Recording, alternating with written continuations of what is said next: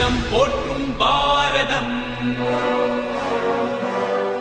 இது இணையில்லாமா காவியம் தர்ம அதர்ம வழியினிலே நன்மை தீமைக்கு இடையினிலே விளையும் போரினில் சத்தியம் வென்றிடுமா